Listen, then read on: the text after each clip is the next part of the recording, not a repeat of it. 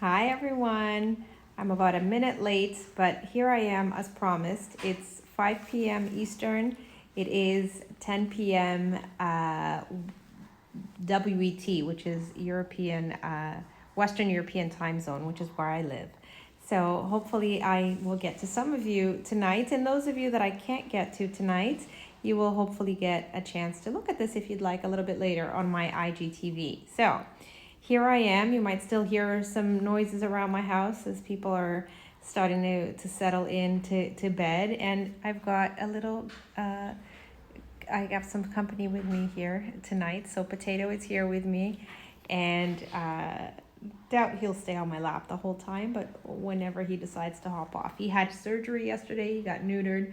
So he's pretty calm in comparison to usual. But here I am. So as promised, the topic of today's video is what do we do now? So some of you have joined me and have done, this would be your third day if you started when I started on Monday. So today would have been the end of your third day of a fat fast, okay? So, and if you're here, you might be wondering what to do next. Of course, I said to you guys, I alluded to doing a 3-day fat fast and then a 3-day extended fast after that. So if you've started with me, you might be ready to jump on to something else. And if you haven't started with me, I am hoping that with all the things that I've posted this week, so this week I've posted over 6 recipes. So I eat 2 meals a day times 3 days, that's 6 recipes. Plus I've put, I think once or twice what my husband ate. So there might be 6 or 7 or more recipes. I don't know if you want to call them recipes because you can't really have fancy recipes with a fat fast. As I said today in one of my posts, keep it simple. And the great thing about simple is that it's easy, it's quick. And so if you haven't started a fat fast, hopefully you can look back at my posts. I have a blog post from Megan Ramos of the fasting method explaining what is fat fasting and when should you do it. I have a whole bunch of posts after that explaining in detail with a list of foods. And as I said, some recipes, if you want to call them recipes. I hope you can hear that snoring because it's hilarious. And so if you have started, you, as I said, after 3 days might be ready to jump onto something else or not. Maybe you're just starting to feel a certain way. Maybe your carb cravings are going away. Or maybe if you're checking your ketones, you're starting to notice that you're already in ketosis, which is fat burning. And maybe you don't want to stop this. Maybe you want to continue and still enjoy the fat fast. If you've never done it before, you might be pleasantly surprised. If you've done it before, like I have, then you pretty much know what to expect. And so, as I've said to you in my posts, a fat fast is not something you do for a very long time. I mean, you could do it for a long time. And a lot of times people ask me, how long can you do it for? You technically could fat fast for a very long time, and even you could technically live off, make a lifestyle out of it, because it is a very nutritious and complete type of diet, if you want to call it a diet. I mean, I don't think that there's you have essential nutrients there. You have your essential proteins and your essential fats, and so you technically could. What happens with a fat fast is that, of course, because it's very simple and boring, it really does lower your appetite quite a bit, which is part of the reason why we do it, right? And so it's not something that you might want to do forever because, quote unquote, it's boring. Boring is good though if you have food addictions or if you have other issues with carbs and all that. If you're checking and if you have diabetes concerns, and you're checking your blood sugars, it's a great blood sugar diet, as you saw from my blood sugars that I've been checking over the past 3 days. If you're looking to lose weight, shockingly enough, even though it's a pretty high calorie because of the fat content, it is a diet that puts you into fat burning state because it's so low carb, so strict, if you want to call it strict low carb or strict keto. I don't like to use that word too much, but it does put you into a ketogenic state very quickly because it's, as some will call it, a fast mimicking diet. So it puts you in that low insulin state, which is the hormone that controls whether you go into fat storage or fat burning. So again, you could do this if you wanted to, and you could do it for a long time, even for as a lifestyle, I guess. But most people would fat fast as a bridge, as a temporary 2 to 5 day sort of plan to get yourself into a better state. So either to deal with coming off of carb binging or carb craving, or if you've been through physical or emotional stress like illness or just a stressful period in your life, it's a nice transition into, you know, taking you out of that mode into a much healthier mode and a better place physically and emotionally to either start fasting or to transition to a healthier diet. So if you look back at my posts from earlier this week or at the end of last week, I posted my food pyramid, okay? My real food pyramid. At the very base of the food pyramid is where the fast foods are, the 8 fast foods. So if your transition from fat fasting, so where to go to next? So if your next move, and you may not be quite sure what to do next, and that's why I'm here. So one of the options is to transition into a real food diet where you now start to go up in that food pyramid. So you still would keep the fast foods as the base of your diet, and that's why they're at the bottom of the pyramid. So you would eat those foods to satiety, and then maybe you can add in the other foods sort of with some guidance, okay? So you don't need to macro count or anything like that, like some diets may recommend. I'm not a big fan of macro counting, but you can use the food pyramid that I've shared with you as a guide to how to add in the other low carb real foods, right? So I still would hope and prefer that you all move on from the fat fast to a real food diet, okay? So you would basically now add in the other proteins that you're always asking me about and the other vegetables that you're always asking me about, and maybe some fruits. Although if you're choosing to go and to continue on with a lower carb diet, you would choose the lower carb foods like berries, for example, and you may add some nuts, a small amount of nuts in your meals, and maybe some very small amount of dairy. And the reason why nuts and dairy are at the very tip of the food pyramid, of the real food pyramid that I've shared with you, is because my food pyramid is based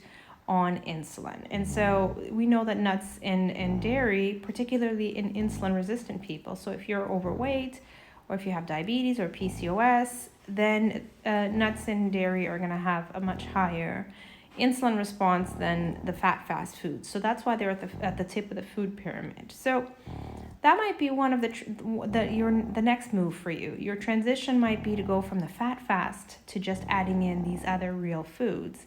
And that transition is marvelous because even though just before the fat fast, maybe you were eating a ton of carbs and couldn't stop craving sugar, and now hopefully you're not. Maybe the insulin beast was huge before, and now the insulin beast is much, much smaller. Maybe it's a little tiny pet like potato that you feel like you can tame much better, even though I'm not great at taming potato, except when he's sick.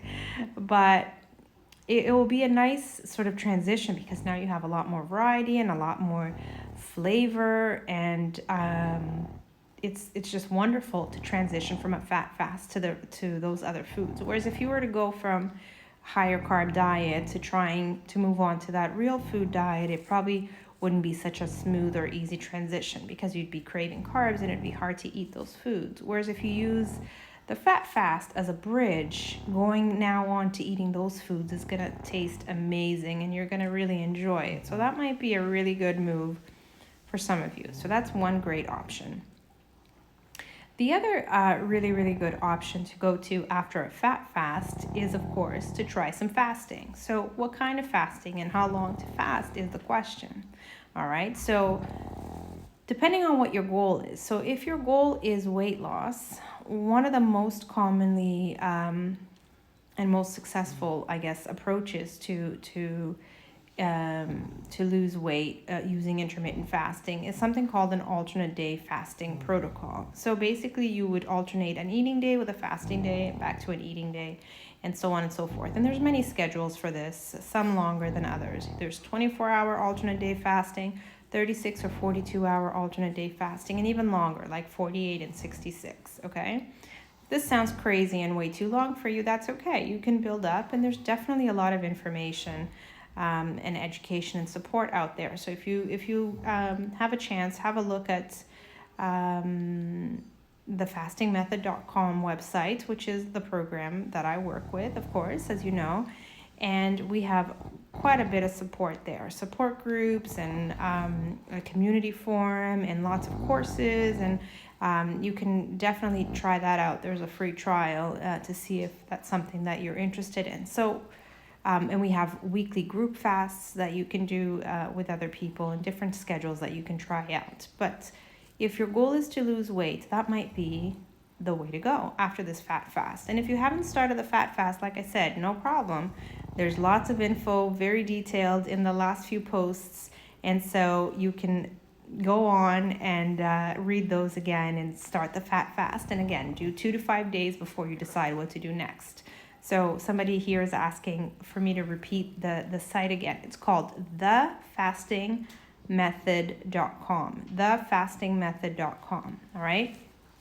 And it's, you can go to the link in my bio and you'll easily get to it. All right. So if you go to the link tree in my bio, you'll see the program that I work with. So then you can choose one of these alternate day fasting protocols for weight loss. Now, let's say your goal is to try an extended fast, which is what I alluded to doing myself after the fat fast, that I wanted to do a 3-day extended fast. Now, I am not trying to lose weight, even though I shared with you what my belly looked like a few days ago. But the reason why I do 3-day extended fasts on occasion once a month or once every 3 months is because of the healing benefits of extended fasting. So personally, I come from a history of personal, insulin resistance and metabolic syndrome. I have a history of PCOS and hypertension and prediabetes and a whole bunch of other things that many of you also suffer with. So I use a 3-day fat fast as a way to stay healthy and to prevent,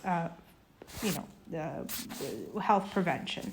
So to prevent health concerns. So because I've gone through a little bit of stress and of course inflammation and all these other things over the past little while, this is a great time for me to do a 3-day fast. And a fat fast for me was a bridge, a way to prep my body to make that 3-day fast a little bit easier. So that might be something that some of you might want to do, or maybe even a longer fast. Maybe you do a 5-day fast once a month. Maybe you do a 10-day fast once every 3 months. I mean, again, in the fastingmethod.com, there's a lot of information about all of these different fasting schedules, and you can get a lot of support and information on how to do it, particularly if you're going to do these longer fasts. You really do need to read a little bit and learn a little bit about what electrolytes you need to take, water, and sort of all of these important things. All right, so that might be the way to go. So, and of course, healing, like I said. So a 3-day fast, a 5-day fast, a 10-day fast. If you have a ton of weight to lose and you just need that extra little push, doing an extended fast once a month is a great plan. If you're diabetic and you need to balance out your blood sugars, as long as you have proper, sort of medical support, if you're on medication particularly, then a lot of doctors nowadays are recommending Dr. Fung's book, The Diabetes Code, or the fasting book that he also wrote. And that might be an option too. So healing, of course, and weight loss, and like I said, prevention and longevity. These are all reasons why people would do an extended fast every once in a while. Autophagy is a very big one. And if you don't know, if it sounds like a foreign word, it's because it is. It's Old Greek autophagy, which means self-digestion, or basically recycling of old body parts and sort of building new, anti-aging, anti-cancer, all of these things that we now know are linked to fasting. Many other reasons. A lot of people fast for the growth hormone benefits and to build muscle and to sort of take advantage of fasting with exercise, and there's a lot of information on that as well. So you might be trying out different things. So I had planned and was going to do a 3-day fast with you guys coming up next. Of course, I always joke with my clients that nobody's journey is linear. Life tends to get in the way, and I know sometimes it sounds like excuses or the dog ate my homework, but sometimes the dog really does eat your homework. So even though I was planning to do a 3-day fast right after this 3-day fat fast, I've just found out that in a couple of days I'll be doing minor surgery. I was waiting for an appointment, so I'm not quite sure if I'll be able to do this 3-day fast now or starting on Monday. So what I might do is maybe do something else in between. I still have to figure that out and the reason is basically because I have to do some lab work on Friday. So today is Wednesday, and this is a lot of details, and I don't want to confuse you guys, but it isn't recommended that you do extended fasts the 3 days leading up to doing some lab work, okay? So that's really the main reason. It's not because of the surgery itself, because a lot of people actually do extended fast before and after surgery to lower inflammation and to help with healing. It's because of the lab testing that I have to do.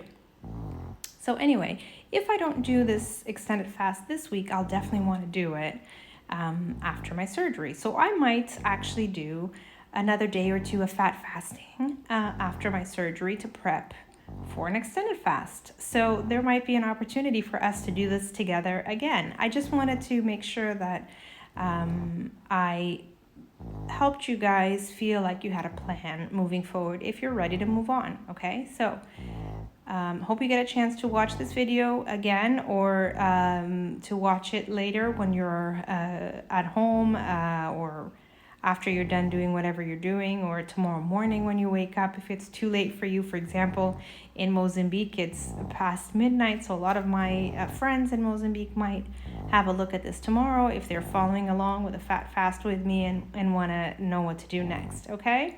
So again, if you want to put some comments in this video, if you have any specific questions that I didn't address, then please go ahead and comment and I'll try to get back to you, okay guys? Otherwise, I'll be posting whatever I decide to do over the next few days, even if I just go to real food for a couple of days to be able to do my lab work, and then maybe I do another day or two with fat fasting with you guys, that whoever didn't have a chance to do it this week, and then we'll do an extended fast for sure next week, okay? Take care everyone, have a good night, bye.